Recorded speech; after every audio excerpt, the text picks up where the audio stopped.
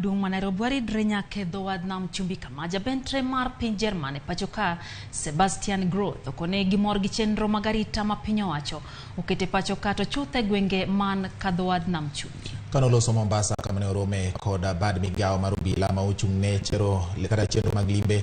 Sebastian okoni gigeno yudo medruok mar kwan welo mawuok e piny mar Jerman mabiro e pachoka e kind dwe mar 11 kod dwe mar 12 higani. Jamete no bende ochiwo yanga apiko 10 no obila mochung'ne arita mag welo matimo limbe.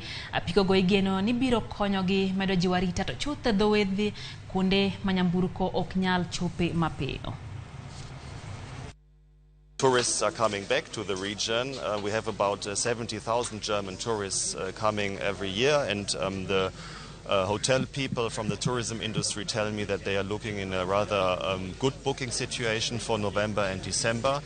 And for the time being, we don't have any plans to modify our recommendations to German tourists. So they are welcome here, and we don't give them any specific warnings. As far as we can assess the situation, also with the help of the Kenyan authorities, we think that the coast is safe, and we welcome the German tourists here. Tumehakikisha kuna patrols za kutosha, askari wanatembea usiku na mchana kuhakikisha kuna usalama wa kutosha kuhusiana na watalii.